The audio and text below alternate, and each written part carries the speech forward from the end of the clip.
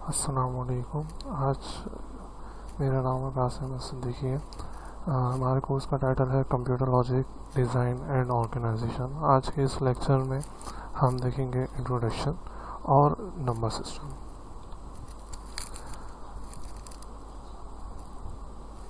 हमारे इस कोर्स के कंटेंट में या आज के लेक्चर के कंटेंट में जो चीज़ें देखी जाएंगी वो होगा introduction to digital logic design.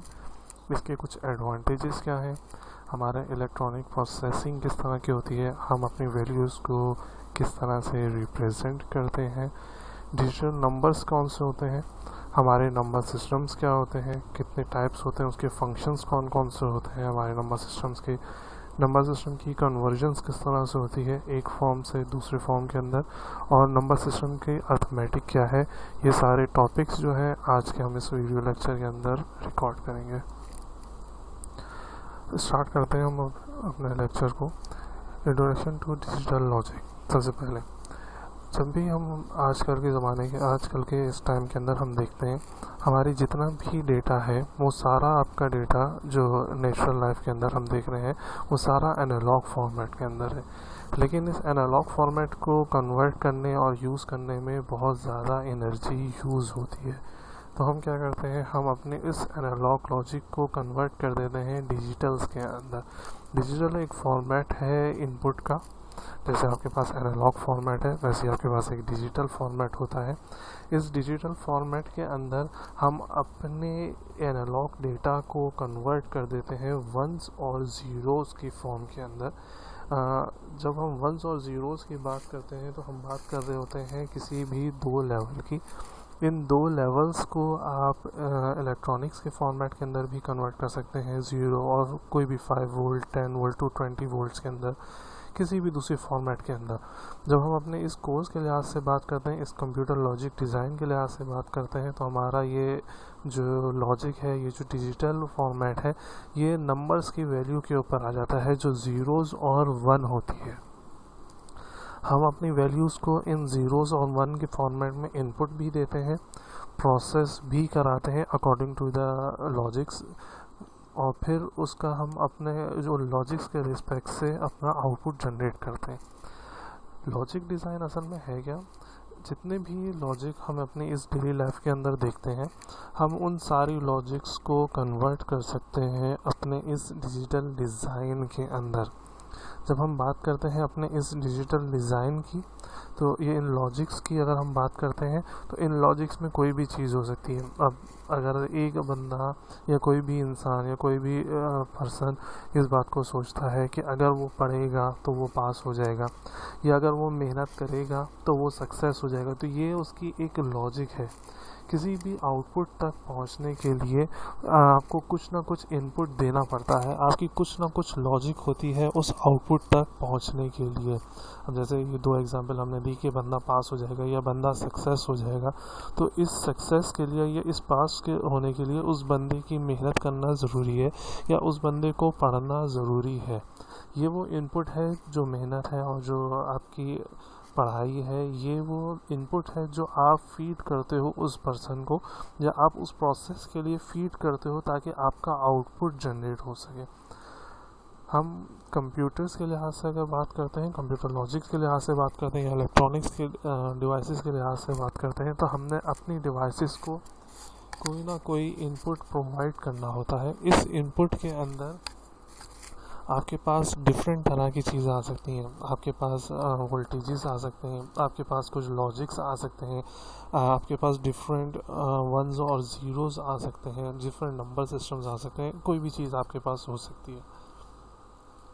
जैसे यहाँ पे आपके पास सिंपल डेफिनेशन के अंदर चीज़ बताई हुई है कि डिजिटल लॉजिक डिज़ाइन जो है कोई भी इलेक्ट्रॉनिक या इंजीनियरिंग के अंदर हम सिंपल यूज़ करते हैं नंबर वैल्यूज़ को इनपुट देने और आउटपुट ऑपरेशन को परफॉर्म करने के लिए। हम बात करते हैं फिर उसके बाद अपने एडवांटेजेस की। क्या ऐसे एडवांटेजेस हैं कि हमने अपना एनालॉग छोड़ के या एनालॉग फॉर्मेट से हम कन्वर्ट हो गए हैं अपने डिजिटल फॉर्मेट्स के अंदर। आजकल के टाइम के अंदर हम देखते हैं हर चीज़ डिजिटलाइज हो रही है। हम आमतौर पे इसी वर्ड को यूज़ करते हैं कि आपकी सारी जो वर्ड है वो डिजिटलाइज हो रही है, जितना भी आपका डेटा है वो सारा डिजिटलाइज हो रहा है। इस डिजिटलाइज के अंदर जब हम बात करते हैं तो डिजिटलाइज के अंदर एडवांटेजेस क्या है? सबसे पहले तो ये है कि हमारे पास प्रोसेसिंग टाइम कम हो जाता है किसी भी चीज़ को प्रोसेस करने के लिए। एनालॉग के अंदर आपको बहुत ज़्यादा टाइम रिक्वायर्ड होता है किसी भी चीज़ को प्रोसेस करने के लिए। डिजिटल के अंदर आपके पास टाइम कम लगता है किसी भी चीज़ को प्रोसेस करने के लिए। एनालॉग के अंदर आपको ज़्यादा एनर्जी चाहिए होती है प्रोसेसिंग के लिए, उसकी बनिस्बत डिजिटल के अंदर आपको कम एनर्जी की रिक्वायर्ड होती है अपनी चीज़ को प्रोसेस करने के लिए। डिजिटल के अंदर आप हर स्टेप को अलग से नंबर्स के फॉर्मेट के अंदर शो करते हो और हर प्रोसेस को आपको पता होता है कि कौन से स्टेप पे कितनी वैल्यू आपके पास आ रही है और कितनी वैल्यू आपके पास नहीं आ रही। हर स्टेज जो है वो आपकी किसी न किसी डिजिटल बाइनरी नंबर्स को इनपुट लेता है, उसकी प्रेजेंस को या उसके एब्सेंस को शो करता है किसी भी मैग्नेटिक स्टोरेज डिवाइस के ऊपर या स्विचेस के थ्रू। ये जो डिजिटल फॉर्मेट्स हैं, ये जो नंबर्स हैं हमारे पास 1 और 0, ये हर चीज़ को रिप्रेजेंट करता है। ये किसी एनालॉग फॉर्मेट को, किसी इनपुट को, किसी वॉइस को, किसी वीडियो को, ये किसी भी डिजिटल मीडियम को शो कर रहा होगा। इवन जो लेटर्स लिखे जाते हैं, जो कीवर्ड्स यूज़ किए जाते हैं, जो साउंड यूज़ की जाती है, जो इमेज यूज़ की जाती है, हर चीज़ के अंदर आपके पास ये डिजिटल फॉर्मेट्स के अंदर कंप्यूटर इसको सेव कर रहा होता है। कंप्यूटर या कोई भी दूसरी डिवाइस इसको सेव कर रही होती है। जब हम किसी भी सिस्टम की प्रोसेसिंग की बात करते हैं तो हमारे पास दो तरह के पहले तो सिस्टम आते हैं। एक आता है आपके पास एनालॉग सिस्टम, दूसरा आपके पास आता है डिजिटल सिस्टम। एक तीसरा सिस्टम इन दोनों के बीच में होता है जिसको आप डिस्क्रीट सिस्टम बोलते हो, लेकिन इस डिस्क्रीट सिस्टम को यूज़ नहीं किया जाता। हम इन्हीं दो सिस्टम को अपनी डेली लाइफ के अंदर यूज़ कर रहे होते हैं। या तो चीज़ आपके पास एनालॉग फॉर्मेट के अंदर होगी या वो चीज़ आपके पास डिजिटल फॉर्मेट के अंदर होगी। जब हम बात करते हैं अपनी इस रिप्रेजेंटेशन की,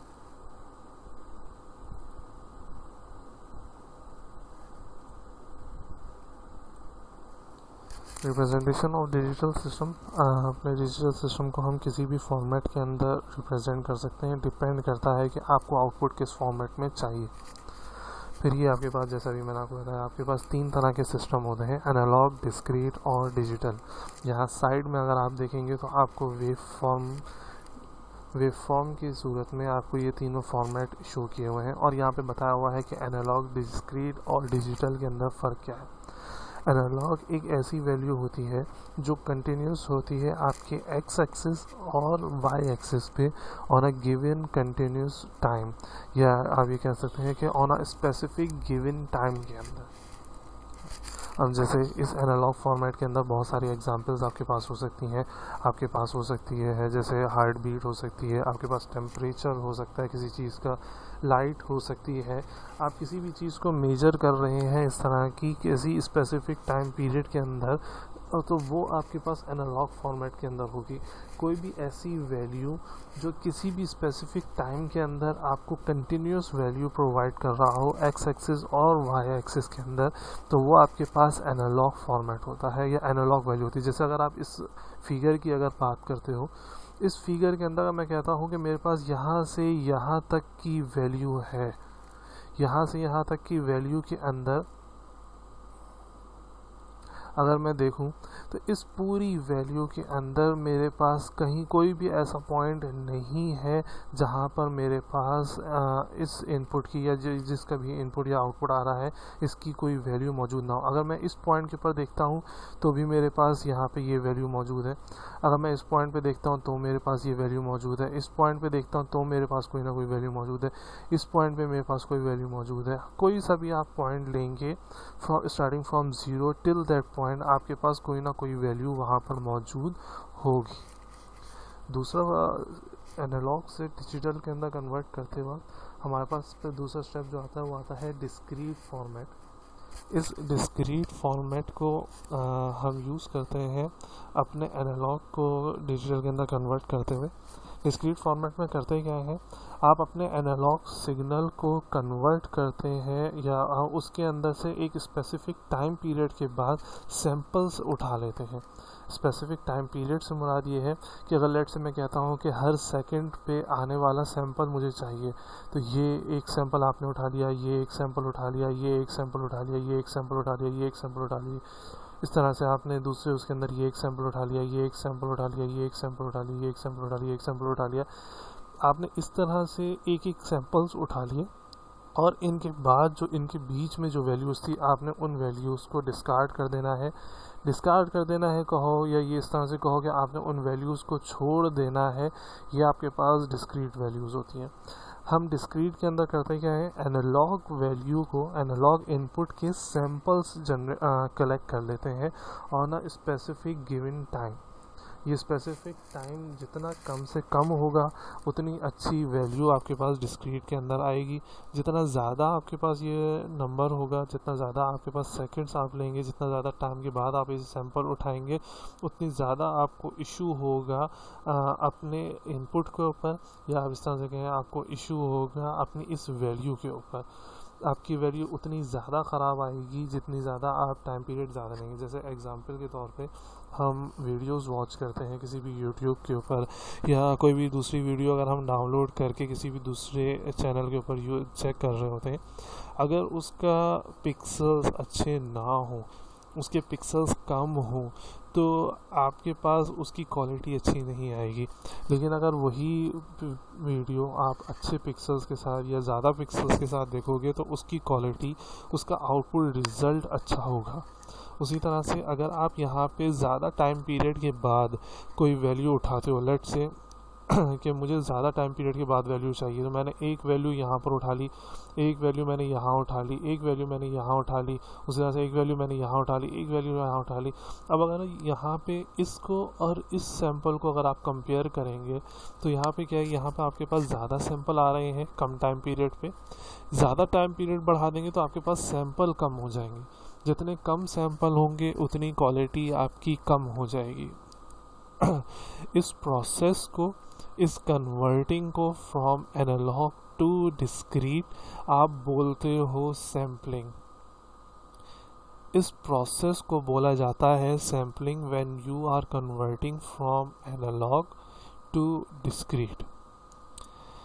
फिर जब आप अपनी वैल्यू को, एनालॉग वैल्यू को डिस्क्रीट के अंदर कन्वर्ट कर देते हैं, तो उसके बाद आपके पास प्रोसेस आता है डिजिटल का, जो हम आज के दौर के अंदर यूज़ कर रहे हैं।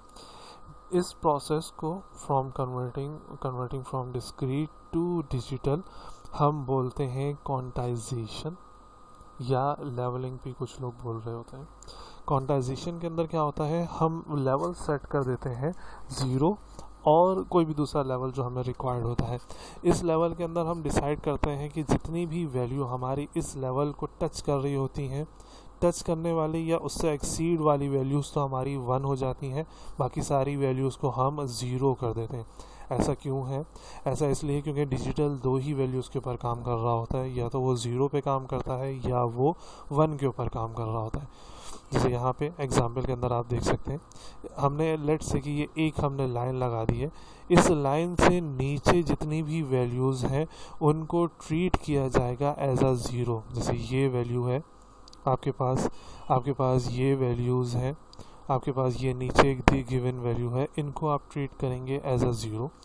वो वैल्यूज़ जो इस लाइन को टच हो रही हैं या इस लाइन को एक्सीड कर रही हैं, आप उनको ट्रीट करोगे एज अ 1। इन वैल्यूज़ को आप ट्रीट करोगे एज अ 0। डिजिटल वैल्यूज़ जो हैं आपके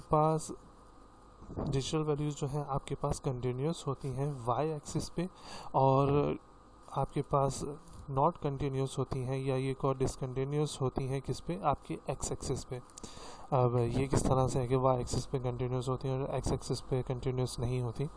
वाई एक्सिस पे कंटिन्यूस इसलिए होती है कि हर वो वैल्यू जो टच हो रही है या टच से ज़्यादा ऊपर जा रही होती है उसको हम 1 कर देते हैं, और बाकी सारी वैल्यूज़ को हम एज आ 0 काउंट कर रहे होते हैं। तो जब हम 1 कर देते हैं वाई एक्सिस पे, तो हमारे पास एक ही तरह का लेवल बन रहा होता है वाई एक्सिस पे। या तो 1 होता है या वो वैल्यूज़ आपके पास 0 होती हैं। तो आप वाई एक्सिस पे देखोगे आपके पास एक कंटिन्यूस 1 होगा या आपके पास कंटिन्यूस 0 होगा। तो हम कहते हैं कि वाई एक्सिस के रिस्पेक्ट से डिजिटल वैल्यूज़ जितनी भी हैं वो सारी आपके पास कंटिन्यूस हैं। एक्स एक्सिस के लिहाज से वो डिसकंटिन्यूस इसलिए है क्योंकि अगर मैं यहाँ पे देखता हूँ तो मेरे इस पॉइंट के ऊपर तो मेरे पास वैल्यू है, लेकिन इस पॉइंट से इस पॉइंट के बीच में जो नंबर्स मेरे पास मौजूद होंगे वहाँ पे मेरे पास कोई वैल्यू मौजूद नहीं है। इस वैल्यू मौजूद ना होने की वजह से मेरे पास यहाँ पे डेटा मौजूद नहीं होगा। इस वजह से हम कह रहे हैं कि यहाँ पे एक्स एक्सिस पे वैल्यू 0 है हमारे पास। इस प्रोसेस को बोला जाता है क्वांटाइजेशन।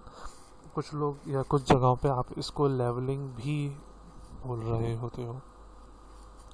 बहुत सारी फॉर्मेट ऐसी भी हैं जो डायरेक्ट एनालॉग से डिजिटल के अंदर कन्वर्ट हो जाती हैं।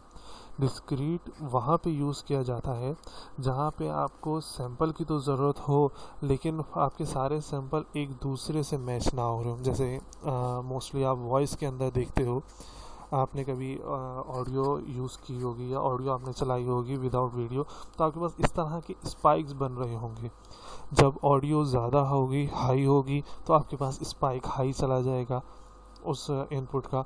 जब आपके पास स्पाइक कम होगा या ऑडियो आपके पास इनपुट कम होगा तो आपके पास स्पाइक लो बन रहा होगा उस चीज़ का।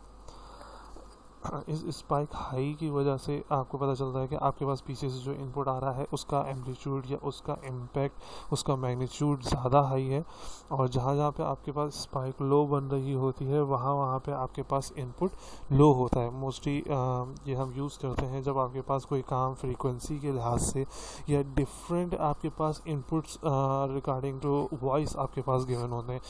ये उस वक्त यूज़फुल होता है जब आपको चीज़ों को फ़िल्टर करना हो। जैसे एग्ज़ाम्पल के तौर पे अगर हम देखें तो अगर हम इन तीनों के एग्ज़ाम्पल के तौर पे देखें तो एनालॉग की एग्ज़ाम्पल आपके पास टाइम पीरियड हो सकता है किसी भी चीज़ का। एनालॉग के एग्ज़ाम्पल में आपके पास हार्ट बीट हो सकती है। एनालॉग की एग्ज़ाम्पल में आपके पास लाइट हो सकती है। किसी भी स्पेसिफिक टेम्परेचर हो सकता है एनालॉग के एग्ज़ाम्पल में।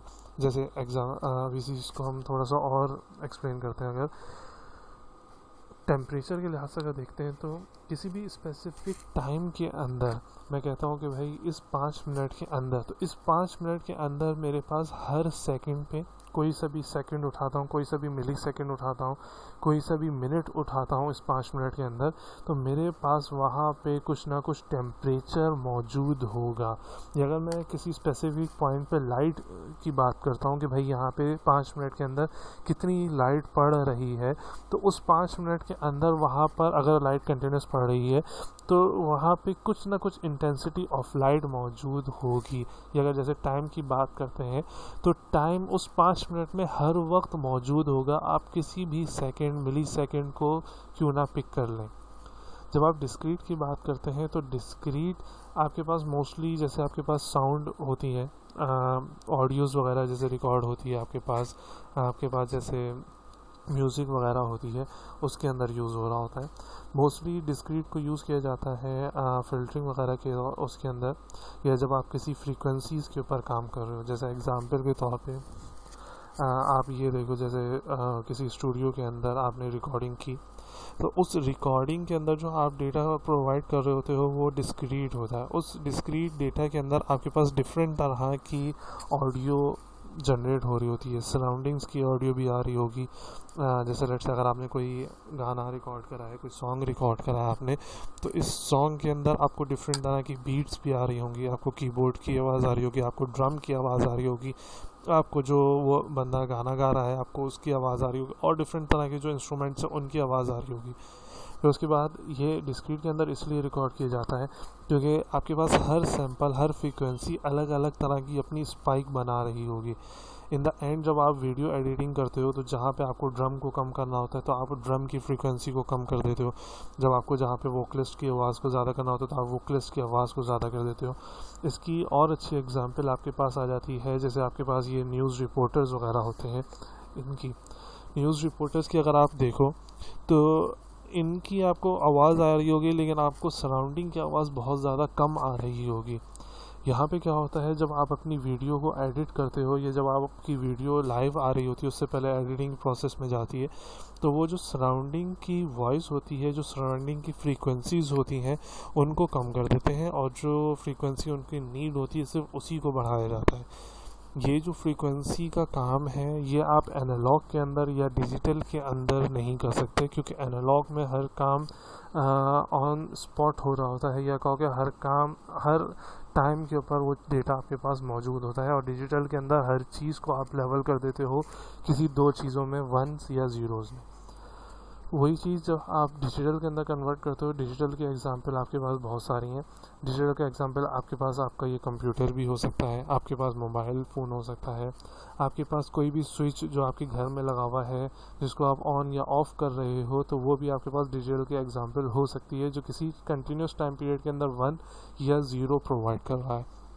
इसके एग्जांपल के तौर पे अगर आप घर के स्विच की बात कर रहे हैं जैसे, तो जब भी आप स्विच ऑन करते हैं तो वो 1 आपको प्रोवाइड कर रहा होता है उस मखसूस टाइम पीरियड तक जब तक आपने उसको ऑन किया हुआ है। जैसे ही आप अपने स्विच को ऑफ करते हैं तो वो आपके पास इनपुट के अंदर 0 प्रोवाइड करना शुरू कर देता है। यहाँ पे जो 2 लेवल होते हैं, इन 2 लेवल्स को आप 1s और 0s भी बोल सकते हो। आप इन 2 लेवल को हाई और लो भी बोल सकते हो। इन 2 लेवल्स को आप ऑन या ऑफ भी बोल सकते हो। आप राइज और फॉल भी बोल सकते हैं। डिफरेंट सिनेरियोज के अंदर इनको डिफरेंट नेम्स गिवन है।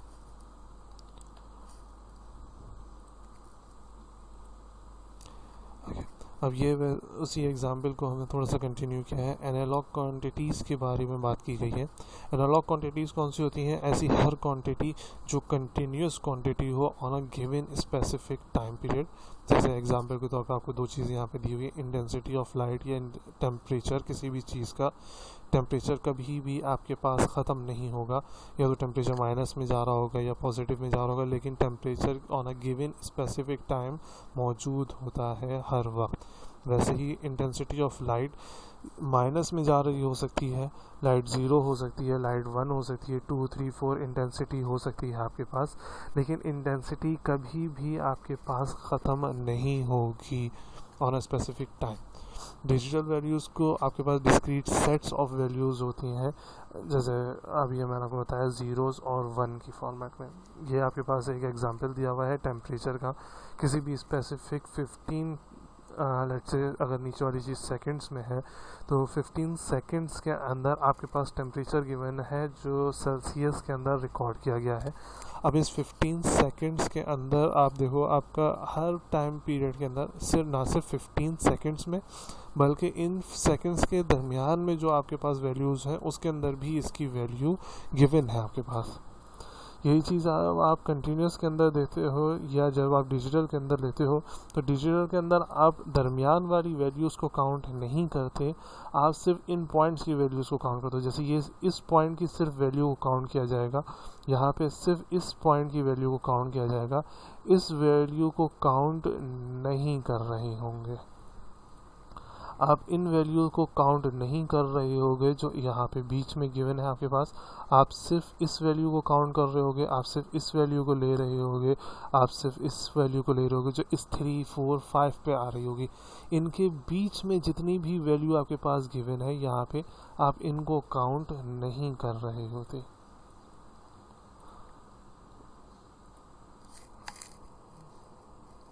ये आपके पास रिप्रेजेंटेशन है। आपके पास ये एक सिस्टम होता है बीच में। इस सिस्टम के अंदर आपने डिफ़ाइन किया हुआ होता है कि बाहर से आने वाला कोई भी 1 वोल्ट आपके पास 1 के बराबर होगा, या 1 डिग्री C आपके पास 1 के बराबर होगा, या कोई भी आपने एक वैल्यू फिक्स की हुई होती है कि अगर ये वैल्यू या इससे ज़्यादा की वैल्यू आएगी तो आपने 1 जनरेट करना है। ये वैल्यू से इस वैल्यू से अगर कम आएगी तो आपने आपकी वैल्यू जो है या आपका जो आउटपुट है डिजिटल के अंदर वो 0। ये वो स्पेसिफिक लेवल होता है, ये नहीं, ये तो खैर डिग्री C के अंदर है। इस तरह से आपने डिफ़ाइन किया हुआ होता है कि ये एक लेवल है, इस लेवल के अंदर सैंपल, ये आपको लेट्स है कि लेट्स से ये एक लेवल है, इस लेवल के अंदर इस लेवल को जब आएगा या इस लेवल से ज़्यादा की वैल्यू आएगी तो आप 1 दोगे, वरना आपकी वैल्यू क्या होगी, ऑटोमेटिक 0 शो कर रहा होगा। यहाँ पर आपको डिफरेंट चीज़ दी हुई है, आपको टेम्परेचर में दिया हुआ है, आपको मिली वोल्ट्स में दिया हुआ है, आपको यहाँ पर साइंटिफिक नोटेशन दी हुई है। आपको यहाँ पे वैसे ही वोल्टेज दिया हुआ है, लेकिन बहुत ज़्यादा बड़ी हाई वोल्टेज दिया हुआ है आपको।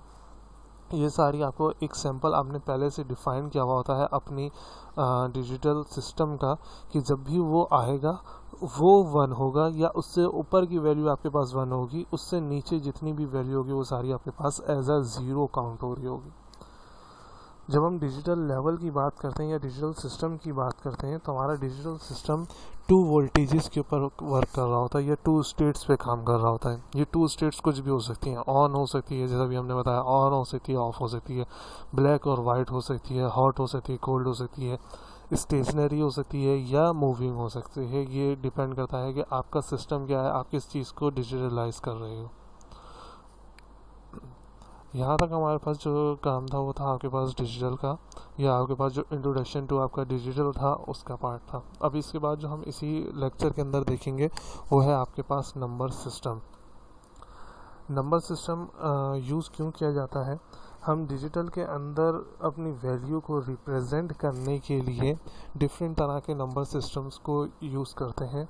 वैसे जो यूज़ किया जाता है आपके कंप्यूटर्स के अंदर वो आपके पास होता है ज़ीरोज़ और 1। बहुत सारे ऐसे सिस्टम्स होते हैं जो ज़ीरोज़ और 1 के अलावा भी काम कर रहे होते हैं, या उन ज़ीरोज़ एंड 1s के अलावा जो आपके पास नंबर सिस्टम्स होते हैं वो 4 डिफरेंट टाइप्स होते हैं। हम नंबर सिस्टम्स की अगर बात करते हैं, नंबर सिस्टम्स को यूज़ किया जा रहा होता है अपने किसी भी वैल्यूज़ को इनपुट देने के लिए, उसको प्रोसेस करने के लिए according to the rules and regulations जो हमने पहले से डिफ़ाइन किए होते हैं, और फिर उसका आउटपुट जनरेट करने के लिए। इस नंबर सिस्टम्स के ऑपरेशंस की अगर बात करते हैं तो नंबर सिस्टम्स के ऊपर हम 2 ही तरह का ऑपरेशंस अप्लाई कर सकते हैं। सबसे पहले आपके पास आता है अर्थमेटिक, और दूसरा आपके पास आता है लॉजिक। जैसे अगर कंप्यूटर के लिहाज से बात करें तो कंप्यूटर के प्रोसेसिंग के अंदर आपके पास 2 तरह की यूनिट्स लगे होते हैं। एक होता है कंट्रोल यूनिट, और एक होता है आपके पास ALU unit, arithmetic logic unit.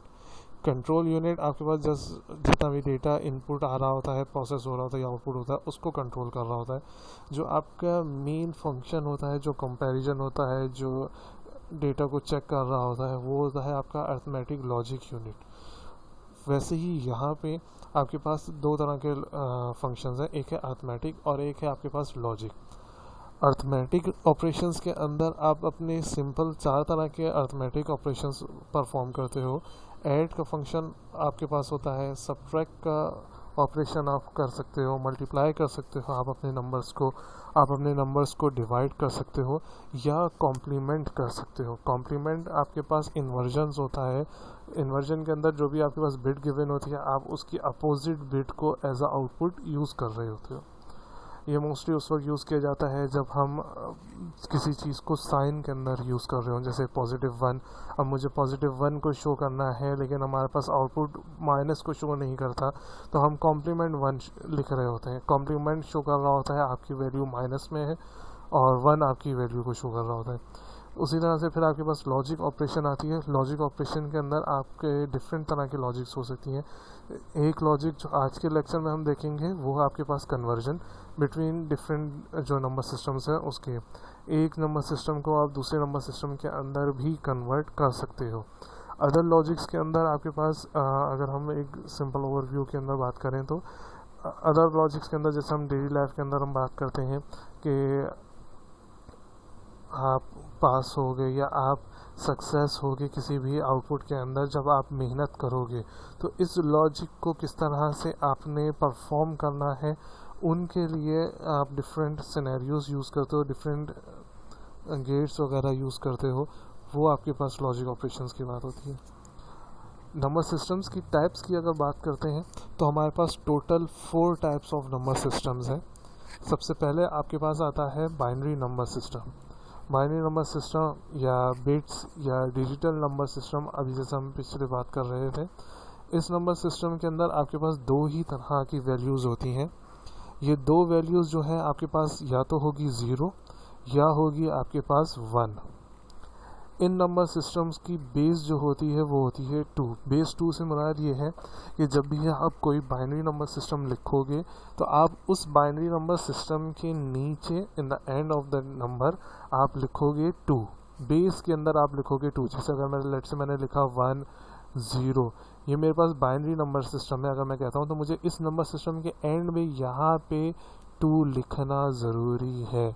अगर मैं 2 नहीं लिखूँगा तो ये बाइनरी नंबर सिस्टम काउंट नहीं होगा। बाइनरी नंबर सिस्टम्स को जैसे भी हम पीछे देख रहे थे, आप डिजिटल नंबर सिस्टम या बिट्स भी बोल सकते हो। फिर उसके बाद दूसरा नंबर सिस्टम आपके पास आता है डेसिमल का। डेसिमल नंबर सिस्टम आपके पास नेचुरल नंबर सिस्टम भी होते हैं। नेचुरल नंबर सिस्टम इनको इसलिए बोला जाता है क्योंकि ये आप अपनी डेली लाइफ के अंदर या नेचुरली यूज़ कर रहे होते हैं।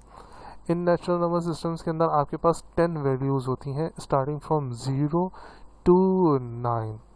आप देखो आपके पास जितने भी 9 के आगे वैल्यूज़ हैं वो इन्हीं का कॉम्बिनेशन होता है। अगर मैं इस 9 के आगे 11 लिखता हूँ लेट से, तो ये जो 11 है या ये जो 12 लिखा हुआ है या इसके आगे जो 13 है, 14 है, 15 है, 16 है, या जैसे लेट से मैं 31 लिखता हूँ, तो ये जितने भी नंबर्स हैं ये सारे नंबर्स इन्हीं का कॉम्बिनेशन होता है। बेसिक जो नंबर्स होते हैं हमारे नेचुरल नंबर सिस्टम्स में वो यही 10 नंबर्स होते हैं, और फिर आगे इनके आगे जितनी भी वैल्यूज़ होती हैं वो इन्हीं का कॉम्बिनेशन लेके चल रहा होता है।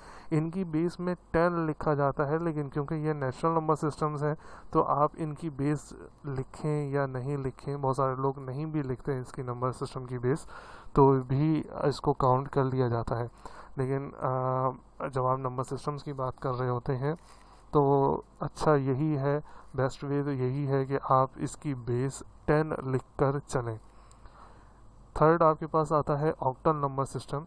ये मोर और लेस आपके पास डेसिमल नंबर सिस्टम के बराबर ही होता है, या बस फ़र्क ये है कि इसके अंदर जो है आपके पास 8 वैल्यूज़ होती हैं starting from 0 to 7। Starting from 0 to 7 इसके अंदर आपके पास 8 और 9 वैल्यू नहीं होती। इस 7 के बाद आप दोबारा से इसको मिक्स करके वैल्यू यूज़ करना शुरू कर देते हो, जैसे 1 और 0। फिर इसके बाद 7 के बाद आता है 10, फिर आता है आपके पास 11, ये चलता है आपके पास अप टिल 17, और 17 के बाद आप दोबारा से ले आते हो 20। 10 हम पहले यूज़ कर चुके हैं, तो फिर उसके बाद आपके पास आता है 20। इस ऑक्टल नंबर सिस्टम की बेस होती है 8, इनके नीचे आपको 8 लिखना ज़रूरी है। ये 8 शो कर रहा होता है कि ये नंबर सिस्टम आपके पास 7 तक है, और इसके बाद फिर इसकी कॉम्बिनेशंस स्टार्ट हो जाती हैं। ये कॉम्बिनेशन शो क्या कर रही होती हैं अभी इसके बारे में भी हम बात करते हैं। इसके हम हेक्साडेसिमल देख लें, उसके बाद जो फोर्थ नंबर सिस्टम है आपके पास वो है आपके पास हेक्साडेसिमल नंबर सिस्टम। इस हेक्साडेसिमल नंबर सिस्टम के अंदर आपके पास जो नंबर्स हैं या जो काउंटिंग है वो आपके पास 16 जा रही होती है। अगर आप इसके नाम को ही देखो तो इसका नाम आपके पास 2 वर्ड्स के ऊपर मुश्तमिल है। एक है आपके पास हेक्सा और दूसरा है आपके पास डेसिमल। डेसिमल शो कर रहा होता है 10 को, जैसे यहाँ पे हमने दूसरे वाले को नंबर सिस्टम को हम देख रहे थे। इस डेसिमल के अंदर आपके पास 10 है, इसलिए डेसिमल बोला जा रहा है या डेका बोला जाता है। ये डेसिमल आपके पास 10 को शो कर रहा होता है, और ये हेक्सा जो है आपको 6 को शो कर रहा होता है।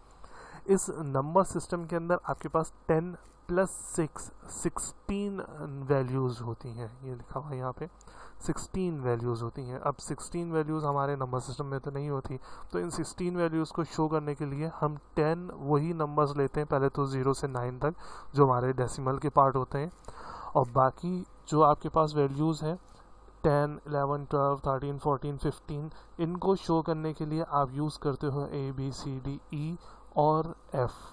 यहाँ पे नीचे मैंने बताया हुआ है कि A आपको रिप्रेजेंट कर रहा है 10 को, B आपको रिप्रेजेंट कर रहा है 11 को, C आपको रिप्रेजेंट कर रहा है 12 को, D रिप्रेजेंट कर रहा है 13 को, E रिप्रेजेंट कर रहा है आपके 14 को, और F रिप्रेजेंट कर रहा है आपके 15 को। अब अगर हम बात करते हैं अपने इस नंबर्स को, या हम इस कन्वर्जन्स की बात करते हैं कि हमारे इस कन्वर्जन्स के अंदर है क्या, तो ये जो आप लिखते हैं 10 या आप लिखते हैं 11 किसी भी नंबर सिस्टम में, या आप इस तरह से लिखते हैं 12, 13, 14, 15 जितनी भी आपके पास है। ये जो पहला वर्ड आता है इस कॉम्बिनेशन का, ये जो पहला नंबर होता है, जो सबसे फर्स्ट नंबर होता है, ये बताता है कि आपने कितनी दफ़ा इस वैल्यू को रिपीट कर लिया है। जैसे 1 है या कंप्लीट कर लिया है आपने उस नंबर सिस्टम को। लेट्स से मैं डेसिमल की बात कर रहा हूँ, तो ये 10 के अंदर 1 मुझे शो कर रहा होता है कि मैंने 1 टाइम 0 से 9 तक की वैल्यूज़ लिख ली हैं।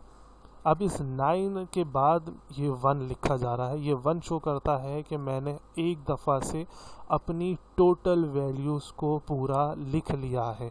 और ये 0 शो करता है कि आपने एक दफ़ा लिख लिया, अब दोबारा से आपने इसकी काउंटिंग शुरू की। अब ये दोबारा जाएगा 19 तक, और 19 के बाद आप इसको कर दोगे 20।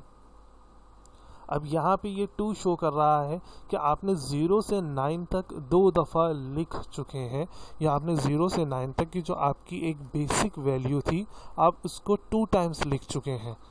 और फिर ये 0 आपके पास दोबारा से शो कर रहा होता है कि आपकी वैल्यू जो है दोबारा से यहाँ से स्टार्ट है। फिर आप इसको लेके जाते हो 29 तक। 29 के बाद आपके पास आ जाता है 30। 30 शो कर रहा, 30 की जो वैल्यू है 30 शो कर रहा होता है आपके पास। ये 3 शो करता है आपको कि आपने कोई भी नंबर सिस्टम 3 दफ़ा यूज़ कर लिया है, और फिर उसके बाद आपके पास दोबारा से वैल्यू आ गई। ये जो हम नंबर सिस्टम देख रहे हैं बाइनरी के अलावा है, क्योंकि बाइनरी के अंदर 2, 3, 4 या 1 से ऊपर की वैल्यूज़ नहीं होती। हम ये बात कर रहे हैं डेसिमल, ऑक्टल और हेक्सा की। यही सारी वैल्यूज़ फिर आप जब ऑक्टल के अंदर आते हो तो ऑक्टल के अंदर आप आ गए 70। अब इस 70 के बाद फिर आपके पास और दूसरी वैल्यू आ रही होती है। अगर हम डेसिमल के लिहाज से बात करते हैं तो आपके पास जब आपके पास वैल्यू लिख ली हो तो आप 99, इस 99 के बाद आपके पास डेसिमल में वैल्यू आती है 100। ये डेसिमल की 100 वैल्यू शो कर रही होती है। ये 1 शो करता है कि आपने एक दफ़ा आपने अपनी पूरी वैल्यूज़ शो कर दी है, आपने डबल फिगर की एक दफ़ा काउंटिंग पूरी कर दी है। ये शो कर रहा होता है आपने डबल फिगर की अभी तक कोई वैल्यू पूरी नहीं करी, जो 3 वैल्यू है उसको पूरी नहीं करी, और ये आपको स्टार्टिंग बता रहा होता है। हेक्सा के अंदर क्या होता है, हेक्सा के अंदर हम वैल्यूज़ को पूरी नहीं, हम वैल्यूज़ को डबल या हम वैल्यूज़ को कंप्लीट कब करते हैं, जब हमारे पास f आ जाता है। वंस आप अपनी ये पूरी वैल्यू लिख लेते हो f तक, तो f लिखने के बाद आप लिखते हो 1 0। f लिखने के बाद आप लिखते हो 1 0, फिर 1 1 एंड सो ऑन आपके पास चलता है ये 1f तक। 1f के बाद आपके पास हो जाएगा ये 2 0। ये 1 शो कर रहा होता है वैसे ही जैसे अभी हमने बताया कि आपने अपनी एक दफ़ा से काउंटिंग पूरी कर ली है, और ये 0 शो कर रहा होता है कि आप अपने दोबारा से अपनी काउंटिंग 0 स्टेट से स्टार्ट करिए। 1f के बाद ये 2 हो जाएगा। 2 ये शो कर रहा होता है कि आपने डेसिमल पूरा, आपने हेक्साडेसिमल पूरा कर लिया है, और दोबारा से आपने वैल्यूज़ अपनी 0 से स्टार्ट की है।